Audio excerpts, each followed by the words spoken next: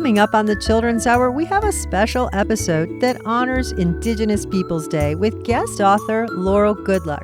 She shares stories from her books that highlight Indigenous perspectives. Laurel will read from her latest, Too Much, My Great Big Native Family, and we'll hear a clip from She Persisted, Deb Haaland, which is a biography of the United States Interior Secretary. The kids' crew will engage with Laurel on topics like family, resilience, and cultural pride, and you'll hear some great Indigenous music from around the world on this episode.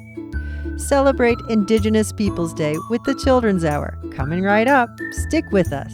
The Children's Hour is an independent production of the Children's Hour Incorporated, a New Mexico-based nonprofit.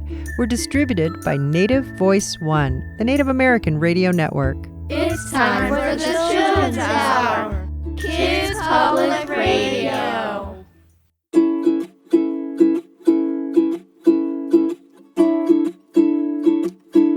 What is an author's favorite insect? I don't know what. A bookworm. Oh! It's time for the Children's Hour, Kids Public Radio. She wakes up to the morning light. Wind blows gently o'er the plain. She hears the sound of birds in flight. The winding river calls her name. She walks in beauty and in peace through misty mountains' majesty. She hears the whisper of the trees. She speaks the language of the seas. She talks to the animals. She talks to the trees. She sings to the water, the rocks and the breeze. An ancient language from long ago takes her back to a place called home.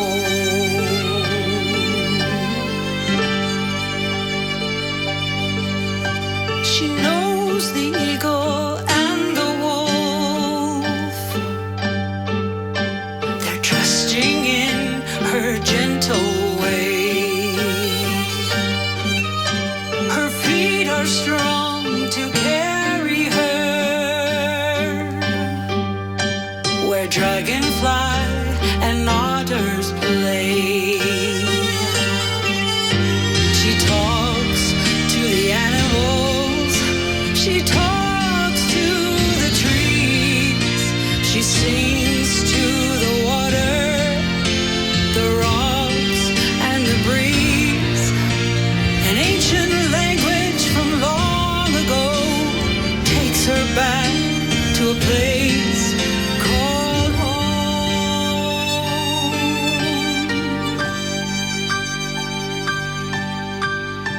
Beneath the starry skies she sees the miracle of diamond lights. Moonlight shining through the trees. Crickets chorus through the night. Oh, she talks to the animals. She talks to the trees. She sings to the water, the rocks and the breeze. An ancient language from long ago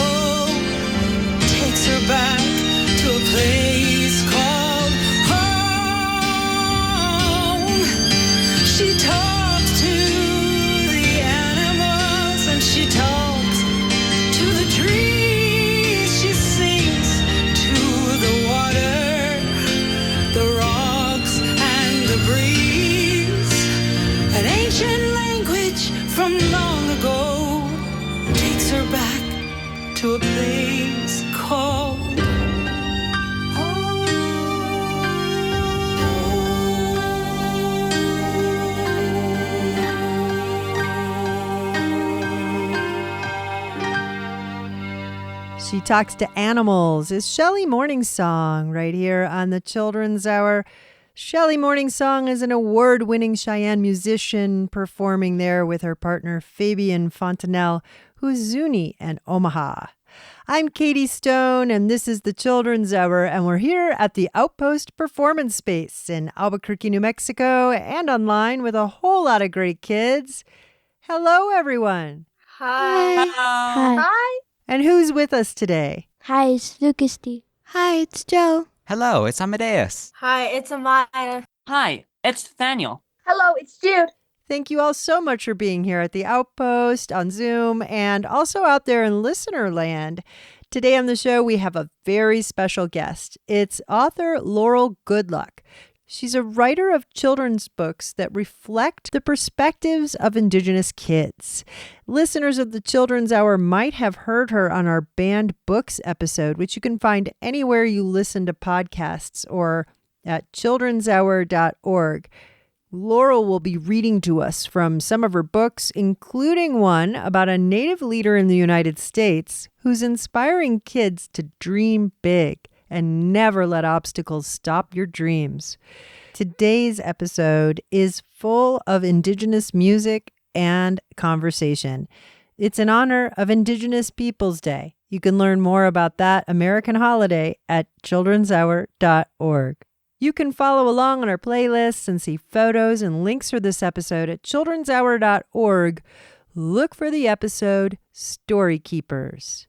This is the Bruces and Friends, right here on the Children's Hour. Story of the sky is the story of the earth, singing the song and we're singing along. Story of the sky is the story of the earth, singing the song and we're singing along. Story of the sky is the story of the earth, singing the song and we're singing along. Story of the sky is the story of the earth, singing the song and we're singing along. Story of the sky is the story of the earth, singing the song and we're singing along. Story of the sky is the story of the earth, singing the song and we're singing along. Story of the sky is the story of the earth, singing the song and we're singing along. Story of the sky is the story of the earth, singing the song and we're singing along.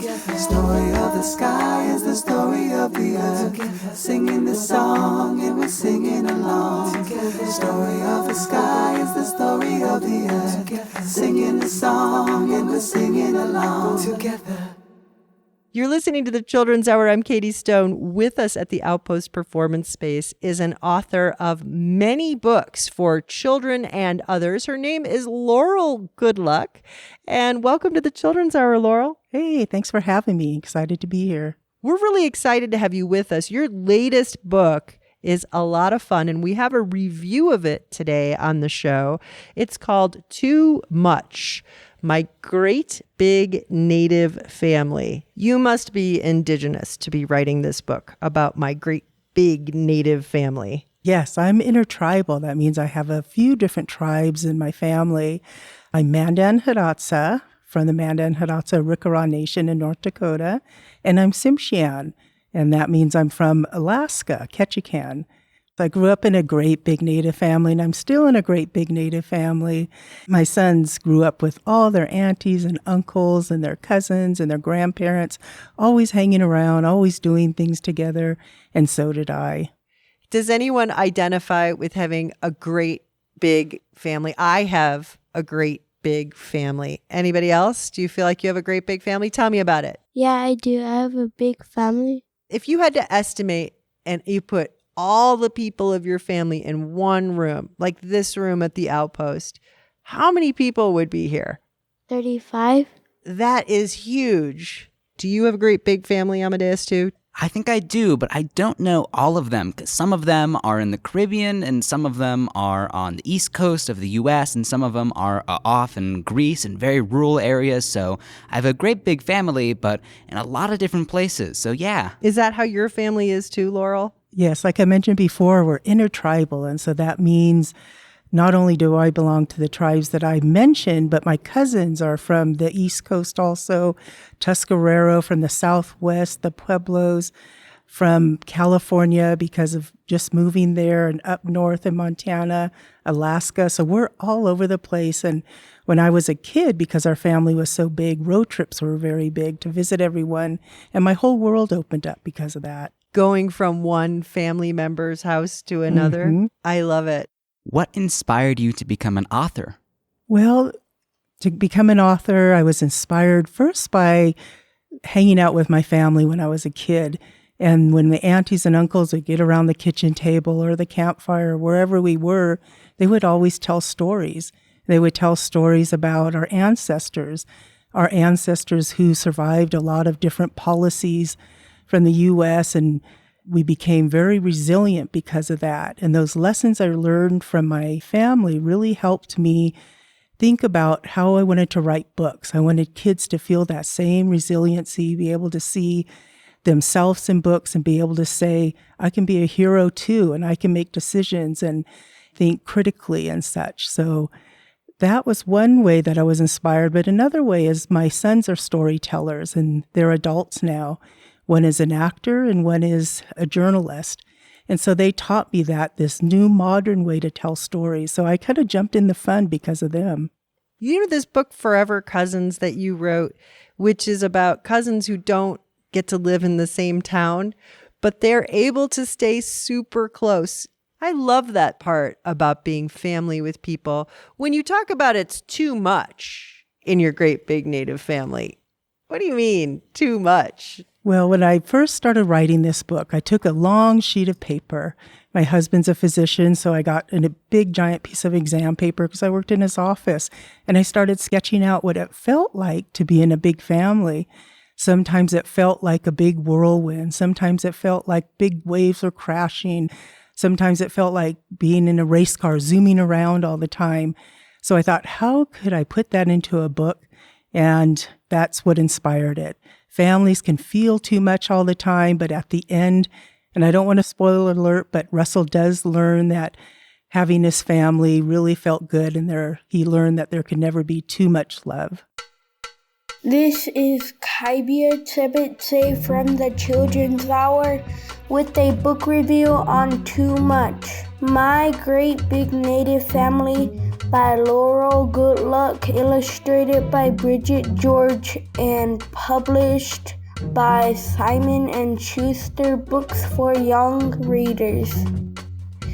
This book is about a Native American boy whose name is Russell, who is trying to tell his family something exciting that he is preparing for. Russell felt he was being ignored by his family, but much of the story was told at home or places he would go with his family. The book was amazing because he makes his stories compelling and engaging. The illustrations were colorful and creative. Because of that, I would give the book 5 chilies. I would also tell all my friends about the book to find out about what Russell was preparing for. The book is Too Much, My Great Big Native Family. It's by Laurel Goodluck. She's our guest. It's published by Simon & Schuster Press. That book review was written by Lucas D. and voiced by Kaibia from our kids crew. Many thanks to their parents for help with production. You're listening to the Children's Hour. Hear Laurel Goodluck read Too Much, My Great Big Native Family. Like a star shining, I light up when I get a part in the play. Mom says, "Hurrah, Russell." Then, let's go. It's time for a weekly gathering. I need to rehearse my lines, but it's family time. We roam like a bison in a big herd, ready to graze. We share everything family style, and there are never any seconds. I announce, "I got a part in the play," but no one hears me. Sheesh. Is this too much sharing? stage right. Where's the stage left? I say to myself. My little sister walks in without knocking. Russell, we gotta go, she says. There's 2 weeks before the play, and I need to walk through my blocking, but it's family time. We tumble like the sea, swirling and crashing. I try to float to the top, but still can't see the exhibits. Grandma, in 2 weeks, hey, Grandma. I try to tell her about the play, but we're too far apart. Geez, is this too much togetherness? With my lines almost memorized, I try on my costume and I wink at myself. All of a sudden, I hear the car's sharp honks. Everyone must be waiting. I need to change, but it's family time. We speed like racing cars around a track, try to catch the previews. At the movie theater, I can't get in the inside lane to sit with my cousins and end up alone with Grandpa, who snores like a revved up engine. Yup, this is definitely too much.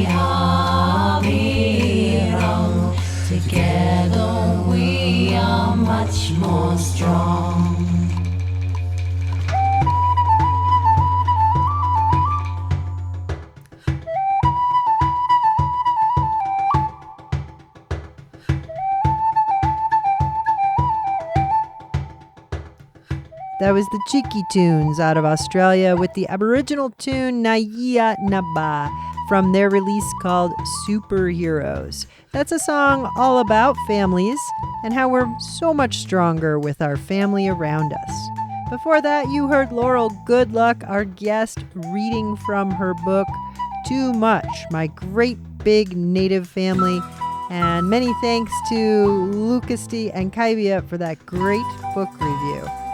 We've got a lot more coming up with our guest, Laurel Goodluck, including excerpts from her other books and more conversation with our kids crew. You're listening to the Children's Hour. This episode is called The Story Keepers. You can find our whole playlist and so much more at childrenshour.org.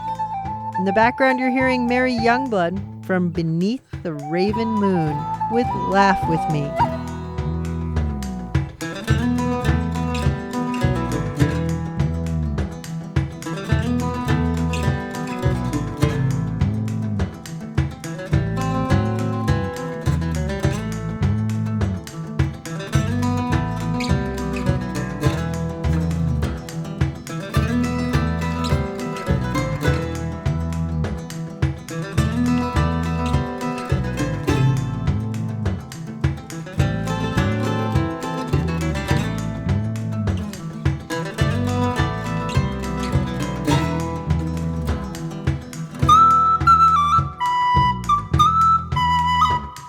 listening to the Children's Hour, Kids Public Radio.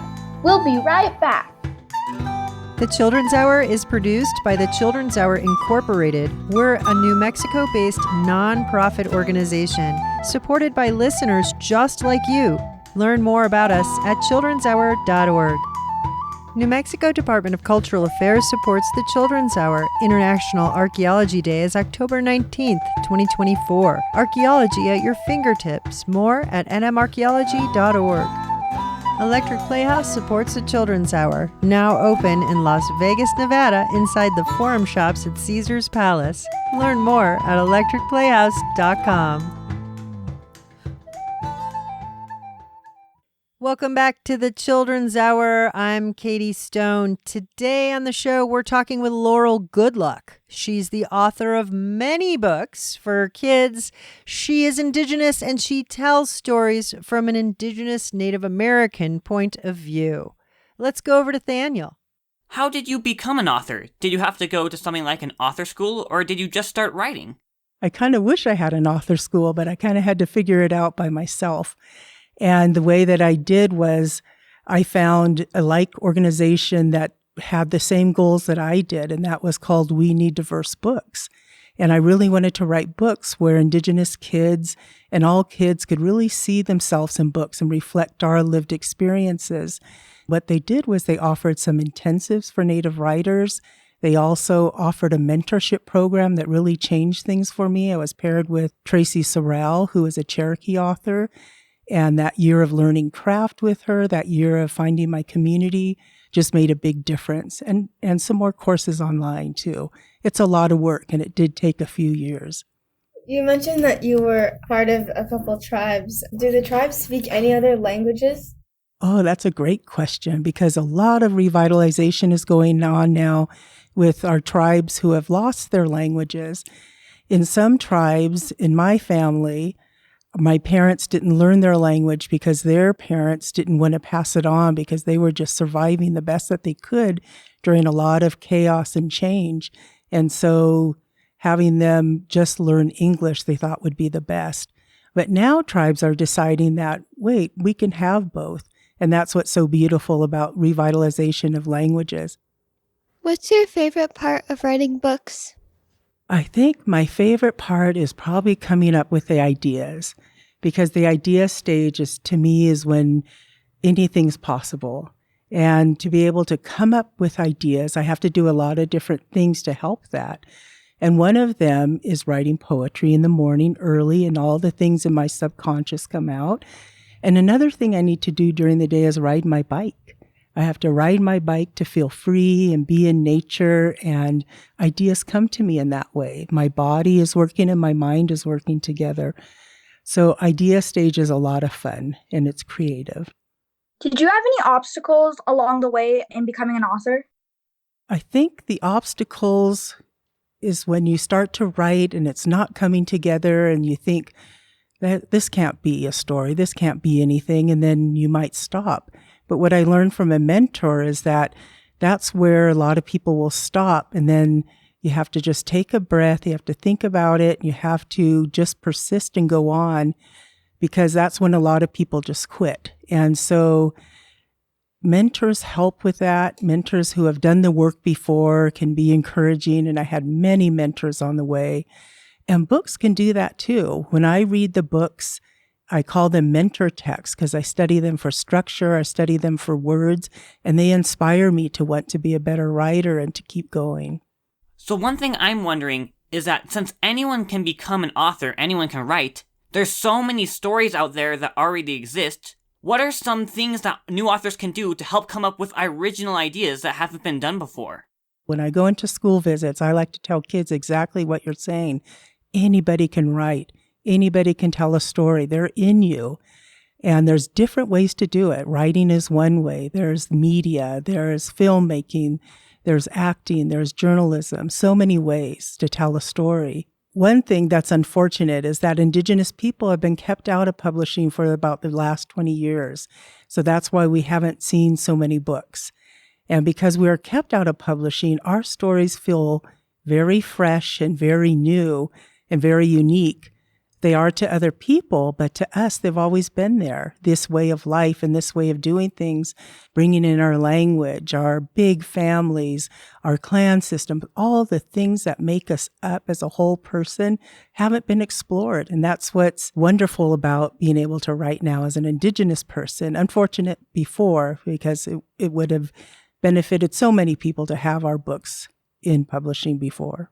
That's Laurel Goodluck. She's a children's author and much more. You can find links and more information at childrenshour.org. Look for this episode, Story Keepers. I've been away for so long that I wonder if the sound of a drum still has its power. I've been away for so long that I wonder if the sound of a drum still has its power. Maybe c'est beau de tes beaux ici d'Orangale et tu nous miras nous contenter d'hier. Voilà les beaux tournants Yahoo d'aujourd'hui. Nous et de Dieu nous beaux ouais. Maybe nos états, maybe de nous beaux ouais. Fa fa fa fa fa. I've been away for so long that I wonder. Fa fa fa fa fa. If the sound of the drum still has its power. Fa fa fa fa fa. I've been away for so long that I wonder. Fa fa fa fa fa. If the sound of the drum still has its power. Maybe no tirano duele dogo fotale. E ci non niero e beve se un velo. Bobo tu no cerca oggi. Noi e Dio senti non può but maybe no zetta, maybe no zetta, maybe non può fa fa fa fa fa. I've been away for so long that I wonder. Fa fa fa fa fa. If the sound of the drum still has its power. Fa fa fa fa fa. I've been away for so long that I wonder. Fa fa fa fa fa. If the sound of the drum still has its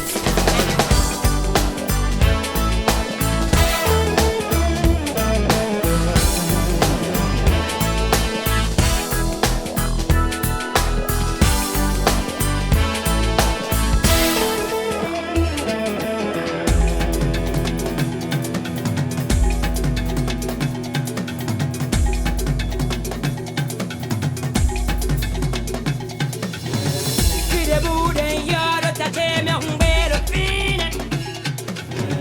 On les simple, ouais, non, reste doté. Cause on en si vélo, t'as tes mères. Nous et ancien dit, nous vivons, ouais. Comme maybe nos états, maybe de nous, ouais. Fa, fa, fa, fa, fa. I've been away for so long to wonder. Fa, fa, fa, fa, fa. The sound of the drum still has its power. Fa, fa, fa, fa, fa. I've been away for so long to wonder. Fa, fa, fa, fa, fa. That's Anjali Kiju. She's from Benin and she's Yoruba. Today on the Children's Hour, we're focusing on Indigenous storytellers, and our guest is author Laurel Goodluck. In some parts of the world, including in the United States and in some towns, sometimes people decide a book isn't allowed. They call that banning a book. And Laurel Goodluck's book, Forever Cousins, was among the books that got banned, and another one of her books was also banned by another school district, the one that is the biography of Deb Haaland, who currently is serving in the United States here in 2024 as the Secretary of the Department of the Interior. It's a cabinet-level federal position. It's a very powerful position in the United States. And she is Indigenous. And Miss Goodluck wrote a book about her called She Persisted. Deb Haaland. Why on earth would these be banned? Yes, it's really unfortunate. Forever Cousins was banned in Michigan because it was delivered to a teacher who had applied for this grant through We Need Diverse Books. And she applied to the grant because she wanted to bring diversity through literature into her community, into her school. So the school board stopped the book from going on her shelves. And they didn't even probably read the books that were in the box sent to her that she hand-selected and picked out. Coming to find out more information about the school board, they were backed by what is called conservative hacks who really aren't on school boards for the right reasons, for the children, for the good of the community. And so that's why they stopped the book, to not have diversity in their community. And then She Persisted. Deb Haaland was part of Scholastic Books. Has anybody ever been to a Scholastic book fair? Yeah. Yeah. Yes, there's I a have. lot of book fairs. I have. So what was offered to the librarians who were ordering books for Scholastic Book Fair to come to their school to sell to the students was a button called the diverse button. They could push the button and no diverse books would be in their box sent to them. So that's what is called censoring your books, segregating books out. And that shouldn't be happening in the schools. Luckily, both of these cases, both of these with Scholastic and with the Michigan board, they've been turned around. The teachers have gotten the books, and Scholastic is no longer censoring or segregating books. But this really shouldn't be happening in this day. This really shouldn't be something we have to worry about. We should be able to go to the shelf as students, as adults, and pick out anything that we want that interests us. We want our world to open up, and they don't. So what I did was I found out that my friend was running for APS school board. That's our Albuquerque Public Schools. We live in New Mexico here at the Children's Hour, and our public school board is elected by people. So you get to vote for people to be on our school board. Exactly. And so Ronalda Tome was running for school board, and she was running against the Mothers of Liberty group. And so what I did was do some volunteer work, helped her fundraise, and now Ronalda is on the school board as the first Native person ever in Albuquerque school board history to be on the board. So our voice is there. So that's what I tell people to do. Look at your own small governments, look at your own school boards and who's on them and who's on there for the right reason. And you can put your energy when things like book banning happen into looking at your own community and how can you volunteer. Let's hear an excerpt from a banned book written by our guest. Hi, I'm Laurel Goodluck. I'm the author of She Persisted, Deb Haaland, and today I'd like to read an excerpt from Chapter 2 called Home is Where the Heart Is.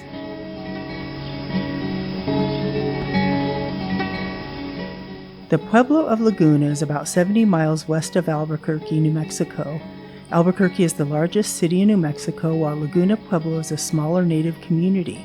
Pueblo means village in Spanish. Laguna Pueblo is one of 19 pueblos in New Mexico, each with its own separate native government, modern homes, and people working both in the community and in nearby cities.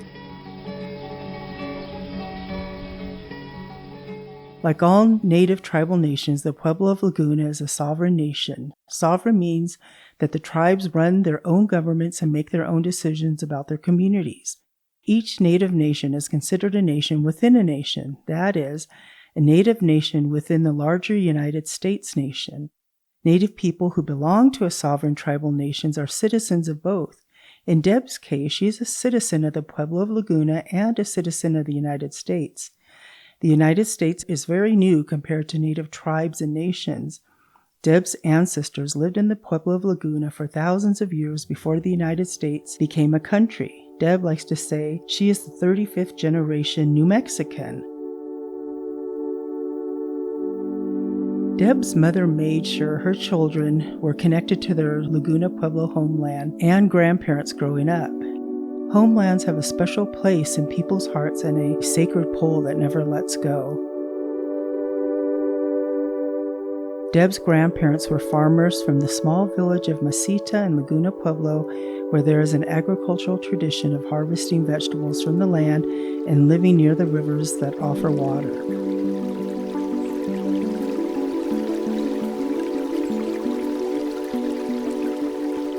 The Laguna name for the village is Se-che-e-hi, which means red rocks pointing out horizontally. There was no electricity in Deb's grandparents' one-room family home, so they relied on clay brick oven for the heat and cooking. Deb's grandmother did not like the kids in the kitchen getting in the way while she cooked, so when Deb was very young, she would watch through a kitchen window. Later, she would copy what she saw her grandmother do, baking bread, cooking beans and chilies, and preparing fresh vegetables, including the ones her grandfather grew. Today, Deb says she is proud that her grandparents' growing and cooking methods have been passed down to her, and now she passes them down to her child. Back then, there was no running water in the family home. Deb would go to the middle of the village, fill 2 buckets to the brim, and carry them the length of 4 football fields back home. The family used the water for drinking and bathing. They would fill a tub with water. Deb would take a turn bathing after her 6 cousins had already used the same water. Deb learned that every drop of water she carried was precious and could not be wasted. Deb and her grandpa spent their summers in the garden. She would help him pick worms off corn and pull weeds in his cornfields. While Deb's grandpa watered the peach orchard, Deb would sit in the shade of a peach tree and listen to the whistle of passing trains. A breeze would cool her off while she ate sweet fruit. Deb's grandfather also taught her the tradition of respecting the life of all animals. When her grandfather brought home a deer he had hunted, he would take the deer's body to the garage and slept overnight with it until the deer's spirit left. As Deb grew older, her grandmother and mother shared terrible stories about Indian boarding schools. In 1881, Deb's great-grandfather was taken to Carlisle Indian Industrial School in Pennsylvania, almost 2,000 miles away from New Mexico. The school motto was "Kill the Indian and Save the Man." It was one of many government and church-run schools that existed back then, with the goal of trying to make the children who were forced to attend them feel ashamed of being Native. Those schools weren't interested in giving children a real education.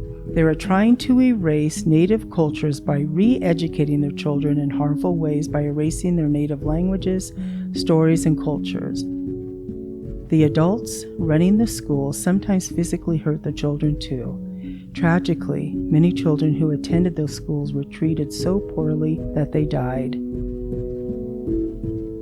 These Indian boarding schools stayed up and running for many years, long past when Deb's great-grandfather was a child. The government also took Deb's grandparents to one of these type of schools in Santa Fe, New Mexico.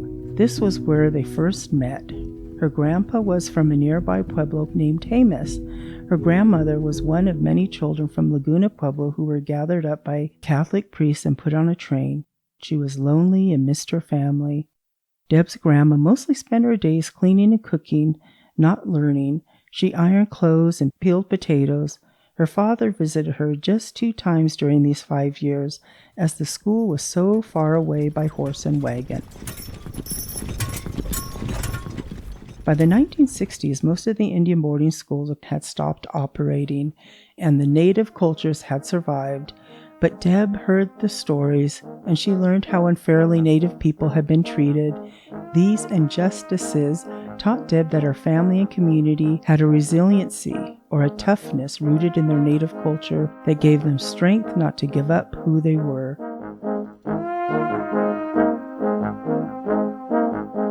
Deb would later say that she was a product of these Indian boarding schools, and they would inspire her to be fierce later in her life when she began to serve her country.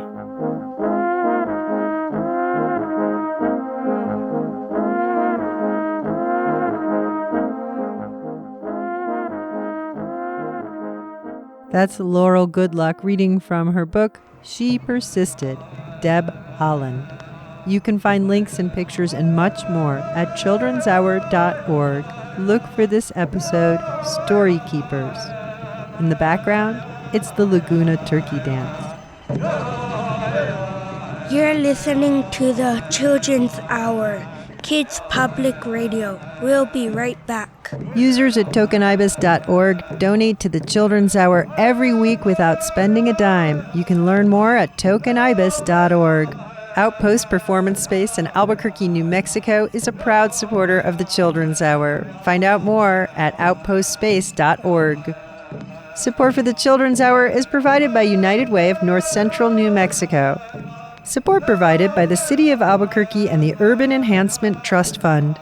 The Children's Hour is supported in part by New Mexico Arts, a division of the Department of Cultural Affairs, and by the National Endowment for the Arts. Keep up with the Children's Hour and subscribe to our monthly newsletter at childrenshour.org.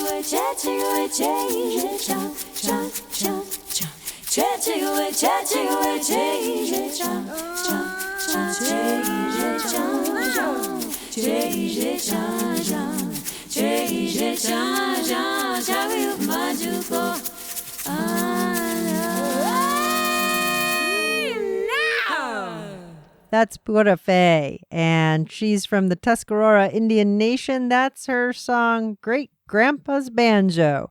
You're listening to the Children's Hour. Today we're focusing on Indigenous story keepers, like our guest, Laurel Goodluck. Let's go over to Amadeus. I wanted to ask, why did you want to write a book about Deb Haaland, and why is she so important? When Deb was going to run, I was invited to a party about some Native woman that was going to run for office. So I went to the party not knowing who she was. And then when I met her and saw who was going to be running for our representative here in New Mexico, I was just astonished to see a Native woman and really wanted to do things for the good of community. And so when Deb got elected, not only to the position of representative, but then went on to be Madam Secretary of the Interior, I was just so happy to see that representation. And so I wanted to really do a picture book about her because that's what I do mostly. But then my mentor, Tracy Sorrell, had been working with Penguin Random House, and they were asking her, what other book shall we be writing? And so Tracy knew that I wanted to explore Deb Haaland, and she asked me to go ahead and introduce me to Penguin Random House, and then I wrote the book. And I'm so glad that I did, because it was so great to spend almost a year researching and finding out all that she did, not only as an adult, but what really helped her as a young child was her culture in Laguna, her grandparents' stories, what they went through in boarding schools, and how she sought out people and organizations to help her get where she wanted to go. What do you want kids to learn from your books? Well, when you open a book, it's really up to you what you want to take away from the book. And so I want kids to add their own layer of what they want to take away from the book.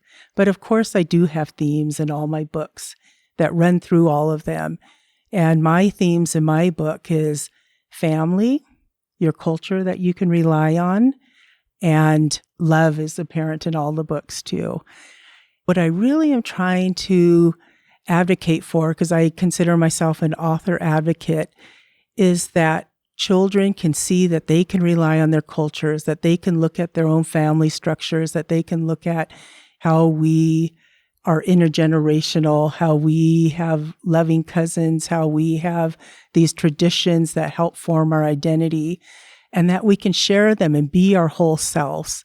Because when I was young, sometimes I would get teased for liking to go to powwows or different things that I was wearing, and that didn't feel good. So I want Native kids, all kids, to know themselves and be able to express themselves wholly. Yeah, it makes a difference to be able to go to a bookshelf and find a book and see and read about people who are like yourself. A lot of people don't have that happening right now. But thanks to our guest, Laurel Goodluck, Indigenous kids around the country can reach to their bookshelves and learn more about their own experiences in the world.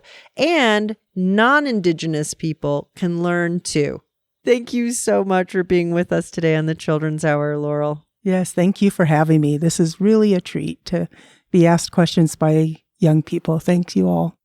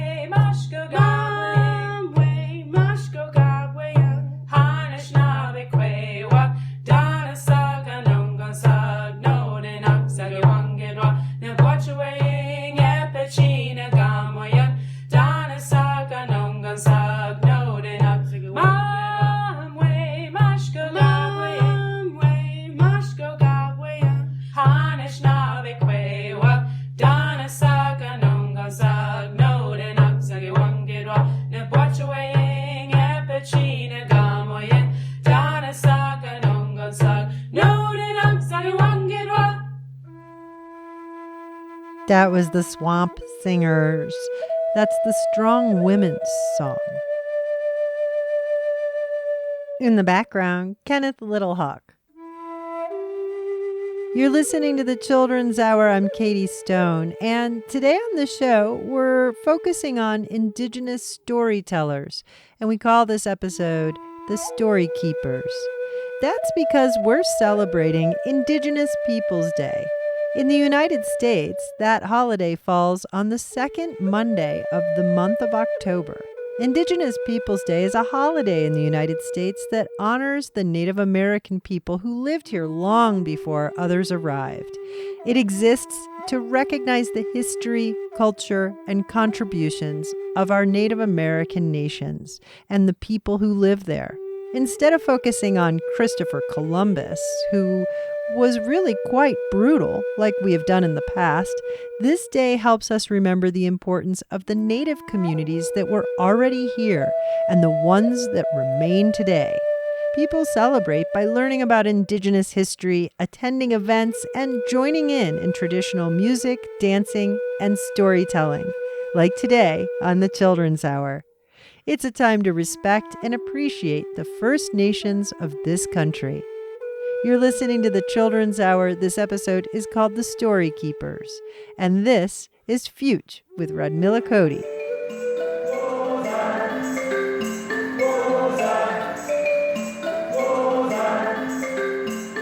One earth, one people, one love. One earth, one people, one love. One earth, one people, one love. One earth, one people, one love.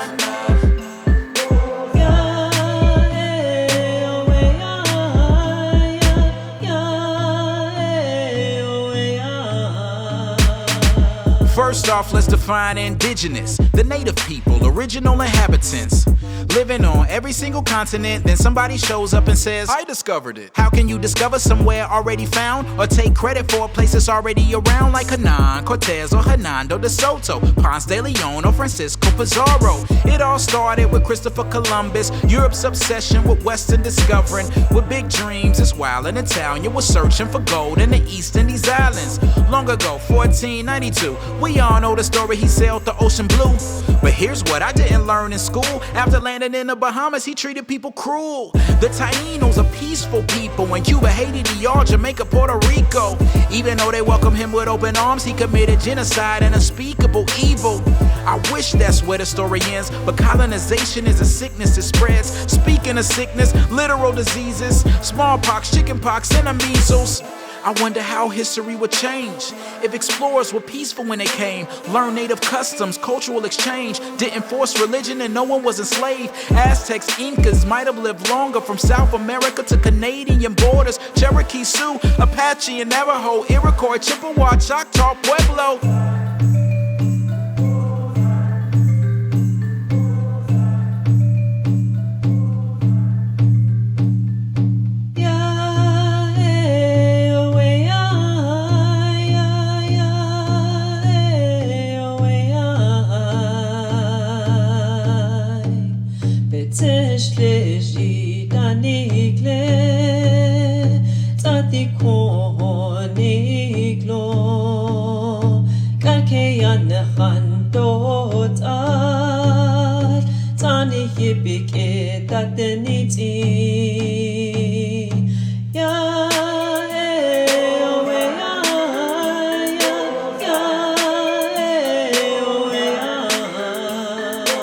Show love to the indigenous ones, from ancestors to those still alive. Sing! One earth, one people, one love.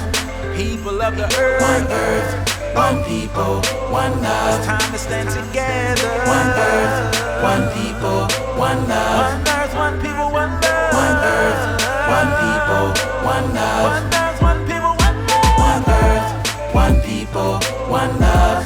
Time to right these wrongs. One earth, one people, one love. Start with our drum, then add a little shaker.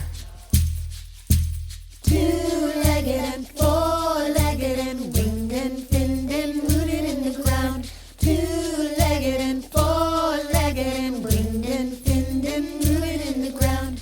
All of creation, way-ah, hey, all of creation, way-ah, hey, all of creation, way-ah, hey, yo. Now let's climb the mountain. Mountains, lakes, and rivers and trees. Mountains, lakes, and rivers and trees. Mountains, lakes, and rivers and trees. The same as you and me. All of creation, way-ah, hey, all of creation. Way-ah, hey, all of creation. Way-ah, hey, yo. All of creation, way-ah, hey, all of creation. Way-ah, hey, all of creation. Way-ah, hey, yo. That was Martha Redbone right here on the Children's Hour. All of Creation is the name of that tune. She's there with the Bruces and Friends.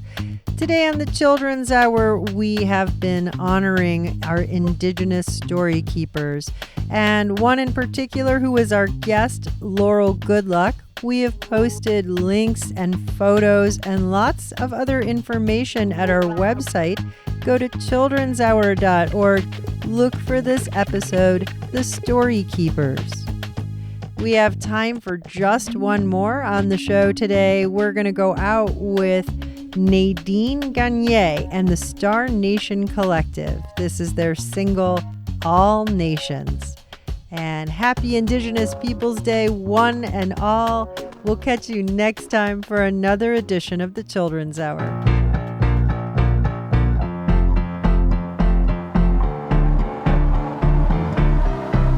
Calling all nations, this world is one. Let's get together for fun. No, no hate, we all need love. Stand tall and proud, the world is one. We are all stars, come on now. Rise, rise and shine, gotta stay proud. Stay proud. Who run the show? We do for show. Can't keep us down. You wanna know. Heart of a bear. Fly as an eagle. We will not break. Power to the people.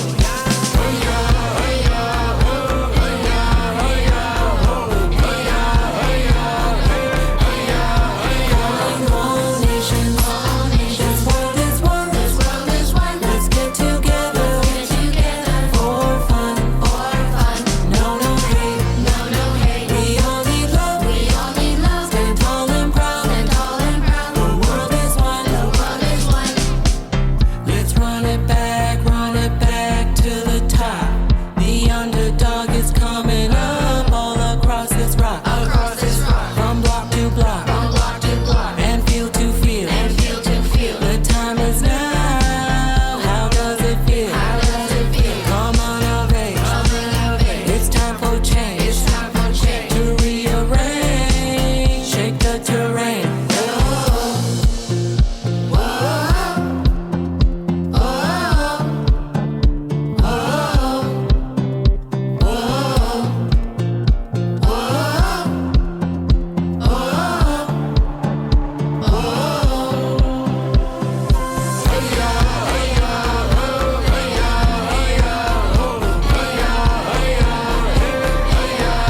Calling all nations. This world is one. Let's get together for fun. No, no hate. We all need love. Stand tall and proud. The world is one. Calling all nations. This world is one. Let's get together for fun.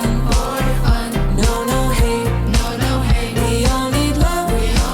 Stand tall and proud. The world is one.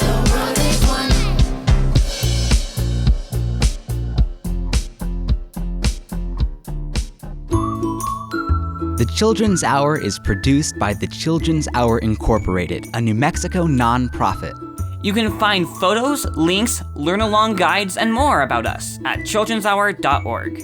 Today's show was written and produced by me, Katie Stone. We had production help from Gus Tafoya and our senior producer, Christina Stella. Many thanks to Laurel Goodluck for joining us on the program. Find our podcast wherever you listen to podcasts, or go to our patreon.com/The Children's Hour. Or ask your smart speaker to play the Children's Hour podcast. We post our photos and more on Instagram and Facebook. Find us at TCH Radio. Our theme music was written by C.K. Barlow. The Children's Hour is distributed by Native Voice One, the Native American Radio Network. Thanks for listening to the Children's Hour, Kids Public Radio.